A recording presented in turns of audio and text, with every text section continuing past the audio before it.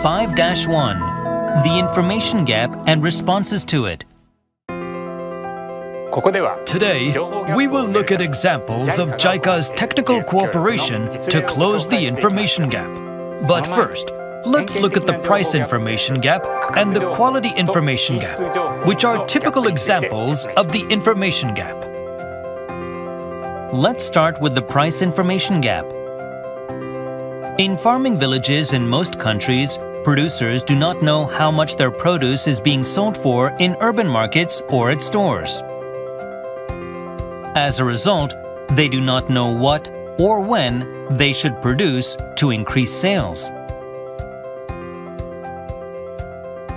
Furthermore, middlemen sometimes use this situation to unfairly suppress the buying price from producers and keep the bulk of the profit for themselves.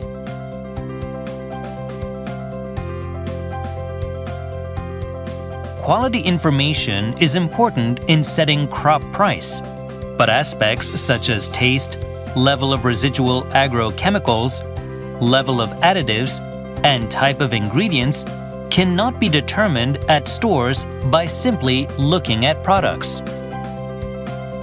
When unnoticeable evaluation criteria are used, incorrect evaluations can affect price. Sellers may sometimes deliberately misrepresent the product to make greater profits. Now let's move on to a specific example of responding to the information gap. This involves a project called SHEP, undertaken by JICA, mainly in African countries. SHEP is an acronym for Smallholder Horticulture Empowerment and Promotion, and is an approach that promotes market-oriented agriculture. A major feature of SHEP is that producers themselves conduct market surveys and implement market-oriented agriculture based on collected information. Traditionally, in most villages in developing countries, the criteria for what farmers grow is based on two sources of information: the farming carried out by parents and grandparents, and the production status of neighboring farmers. The problem here is that while market needs are actually subject to dynamic change, the information possessed by the producer is limited to past history. Under the SHEP approach, producers first visit the local market. They gain information from middlemen and wholesalers, not just about price, but about required quality and quantity, price fluctuations, and top-selling products. They collate the information, and through discussion, the producers themselves come to an understanding of who should supply what items, when, in what quantity, at what level of quality, and for what price. This process transforms the mindset from grow and sell to grow to sell. Mr. Peter Orangi is a government official involved in the SHEP program in Kenya.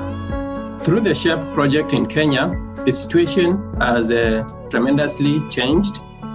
The income levels have actually doubled, and the latest figure is the farmers are able to get an average of 56,000 Kenya shillings per season from horticultural farming, and this has improved their disposable incomes, and therefore their living standards has improved, and they are able to actually access some of the basic needs they could not afford before. Like, they have improved nutrition, they have been able to improve their housing. In terms of education, they have been able to take their children to better schools, and even some of the farmers have actually been able to improve their education levels. And the productivity has quite improved. There is improved quality in produce because they are focusing on the market and based on the market demand. The quantities have improved because now they are practicing farming business, and generally the farmers are on a path to competing in a business environment. The SHEP project introduced here is an approach that functions well as a small-scale value chain where the consumers and producers are in close proximity. In value chains that are longer and more complex, it is also important to develop distribution networks that include market information systems and infrastructure.